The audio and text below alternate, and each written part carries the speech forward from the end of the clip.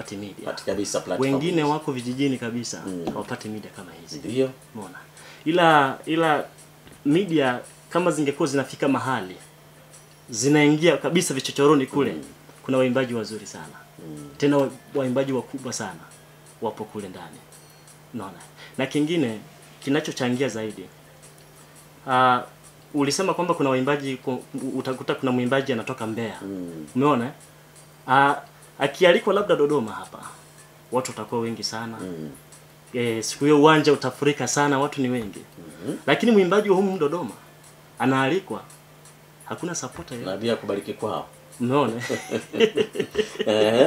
Ile hichi kitu kinachangia pia kwenye makanisa yetu ambayo tunasali. Hicho kitu kimetokea mahali. Unaona? Kwa hiyo hata watumishi wa Mungu, sisemi kwa ubaya, baadhi ya wachungaji ambao ndo baba zetu wa kiroho, ndio hawasapoti muziki wa pale wa injili, wa pale waimbaji wa pale kanisani hawasapoti. Ile wanasapoti wale wengine wa nje na pale. Lakini ndani pale kamweka tu. Sababu yupo tu bwana kiasi kutaa.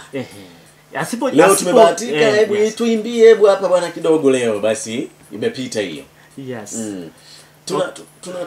Tuna mnyororo unajua wa vitu, kama umezungumza kuhusiana na nafasi ya media, lakini mimi binafsi pia naona kama walivyosema waimbaji, ninyi pia hamjawa commitment sana kuhusiana na vyombo vya habari. Yaani kuwa karibu kama walivyosema mapema kwamba connection na kila kitu.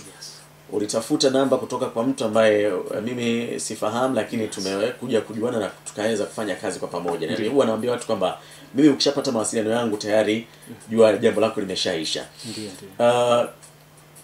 Nafasi ya wao waimbaji kujitoa kutafuta, yani ni kama vile kuna kubweteka hivi. Yaani mtu yeye, kwa mfano umezungumza kuhusiana na baba wa kiroho, kuna baadhi wanawapa nafasi wanaimba makanisani mwao. Akishakuwa anaimba kanisani anajua akashamaliza. Swala kwenda kwenye media yeye haliwazi tena. Yes, ndo maana hapo kuna kitu umenikumbusha. Ndo maana niliongea mara ya kwanza kwamba mwimbaji kama mwimbaji kuna vitu vitatu inatakiwa kwanza uvijue, ndio, na uvitambue. Kitu cha kwanza kuombea huduma. Kitu cha pili connection. Sawa. Kitu cha tatu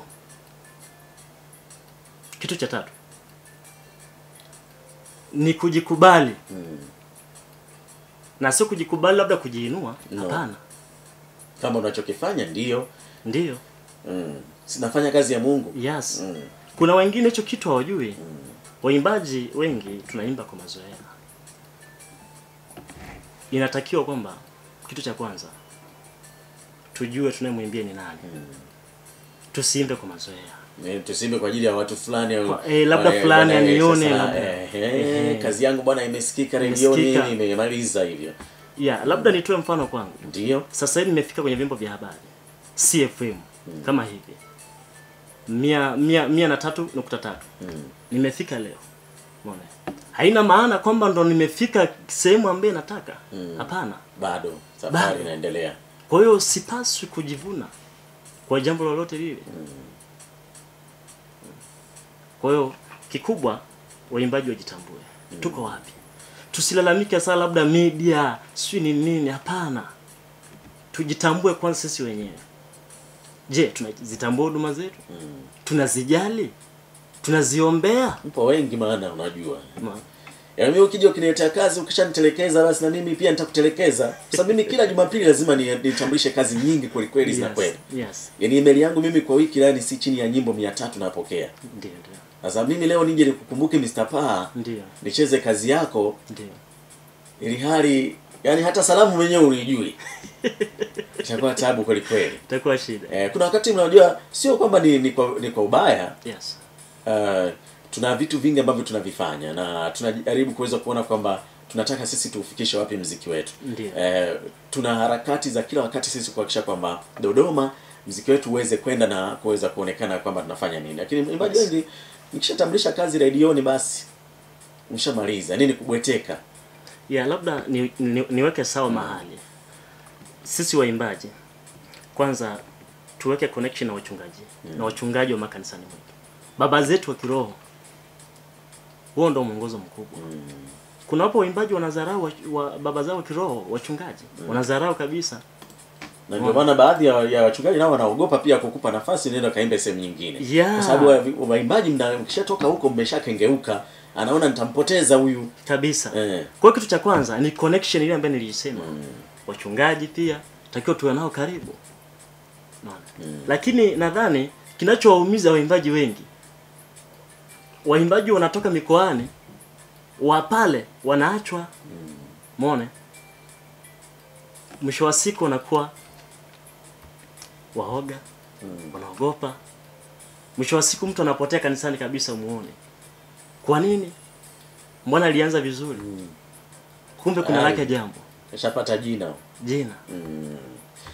Anaitwa Mr. Pa bwana, niko naye 0739103300 kwenye Gospel Sunday. Actually imbe leo jukwaa tumemkabidhi yeye akiweza kutupa pia kila ambacho tunataka tuweze kufahamu kutokea kwake. Kazi zake zipo nyingi na utaendelea pia kuzisikiliza kila wakati kwa kadri ambavyo tutakuwa tunapata time na kadri ambavyo tutakuwa tunaendelea kusikiliza CFM 103.3 kutokea area D Dodoma Tanzania. Hebu tupe kwanza kionjo bwana hapa kapela kidogo ili waweze kujua kwamba Mr. Pa ndio huyu hapa. Alafu baadaye tu ya kionjo utaniambia hilo jina Pa nina uko jina Pa lilitokana na nini? Sawa karibu. Nita kidogo kionjo cha hiyo nyimbo iliyopita mwaka wa baraka.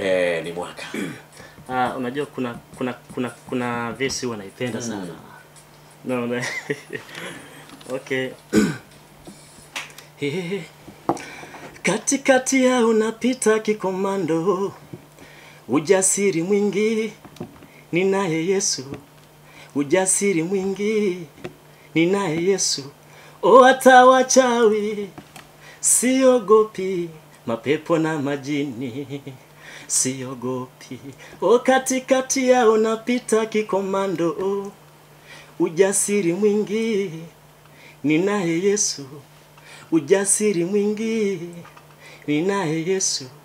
Hata wachawi siogopi, mapepo na majini siogopi. Kwa uchache bwana hiyo ndo Mr. Pa niko naye humu ndani.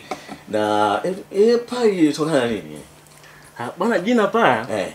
Maana Pa yenyewe ni Pa ya mwalimu msikilizaji, Pa yenyewe aliandikaje akiwa check kule YouTube pia. Yes. Bwana jina Pa labda nielezee kidogo. Ndio. Hii Pa bana ni limetokana kwa na limetokana na watu wanaonizunguka. Jamii Walikupa jina. Yes. Nakumbuka niko mkoa wa Manyara kwenye mkutano wa Injili. Kwa hiyo tulikuwa na waimbaji baadhi, kuna wengine pia waliotutangulia. Ni muhifadhi kwa jina. Ndio. Sasa baada ya performance pale, baada ya waimbaji kuimba wa kwanza wa pili pale na mimi nikafuatia. Kwa kweli nilipomwimbia Mungu pale, tukashuka jukwani. Yule mwimbaji bwana alichokisema, bwana mdogo wangu Mr. Pa wewe mdogo wangu. Kwa sababu mimi naitwa Musa Ramadhani. Musa Ramadhani ndio jina langu kabisa kamili. Akanambia wewe Musa, mbona wewe ufanani na Musa na wewe Musa Ramadhani? Wewe mbona unaruka kama paa? I say wewe ni paa. Sasa kuanzia siku ile ndio baadhi ya watu pale kwanza sasa kuita Mr. bwana Pa. Kwanza hilo jina kwanza lilinibariki kwa sababu alikuwa ni mtumishi wa Mungu. Siwezi kujua alikuwa ana upako gani siku hiyo. Kwa hiyo nami nikasema kumbe ni Pa. Na kweli niliposema mi Pa, I say kwa sababu wanasema kwamba usijisifu wewe ila mtu mwingine labda akusifu, ila wewe kama usijisifu. Na mimi sikujisifu. Hilo jina nimepewa na jamii. Imekukubali kutokana na kile ambacho unakifanya. Sawa, kila jina ama kila jambo linatokea kwa kusudi lake. Kwa hiyo mimi nilikuwa natamani pia niweze kujua kuhusiana na hilo, ni kwa sababu pia ya uimbaji wako na namna ambavyo uenda unacheza na kushambulia jukwaa, basi jina la Pa likaweza kutokea hapo na mpaka leo tukaendelea kuishi nalo. Yes, rekodi zako tunazipata wapi kwenye platforms mbalimbali za digital? Yes, natumia pia naanzia kwamba YouTube nina channel yangu ya Pa TV. Unaweza ukaingia pale YouTube ukaandika Pa TV, ukanipata pale. Okay. Yes. Yao unapatikana huko kwenye digitals. Pia kwenye Facebook unaandika Pa mwimbaji. Pa mwimbaji. Pa ya PAA. Yes. Jamani, pa ya kupaa kabisa ile ndio kutu. Yes, ndio. Okay. Na unaona kuna vitu vipo kwenye YouTube yako pale. Ni YouTube kwa ajili ya kazi zako tu hizi za uimbaji, YouTube kwa ajili ya kuweka films pia, ama unafanya vitu gani? Hiyo Pa TV ni channel ambayo huwa narusha baadhi ya matangazo ya live. Okay. Yeah. Wachungaji, watumishi wa Mungu na stories zingine za filamu pia. Maana mimi ni director pia. Okay. Mwongozaji wa video. Okay. Yes. Safi sana bwana, hongera kwa ajili ya vipawa vingi ambavyo uko navyo kwa ujumla wake. Sawa, leo kwa mara ya kwanza tumekuja kwenye Gospel Sunday, tumesikiliza pia ni mwaka rekodi ambayo imepata wasaa kuweza kusikika, lakini bado tutasikiliza pia rekodi nyingine hapa na nyingine pia kadri ambavyo muda utakuwa unapatikana. Mr. Pa, umesema una mwaka sasa hivi Dodoma na unaendelea kusoma pia upepo wa muziki wa injili kwa ujumla wake. Kuna mawasiliano na waimbaji ambao wapo hapa baadhi hapa Dodoma? Mwimbaji ambaye mimi nimebahatika labda kuongea naye, ila kuona naye ana kwa ana bado. Kaka yangu anaitwa Simkoko. Okay. Simkoko, nakumbuka huwa tunawasiliana mara kwa mara, lakini face to face bado hujawahi kuonana naye. Na mwingine anaitwa Edward Kisusu. Okay. Naam, na yeye sijawahi kukutana naye live.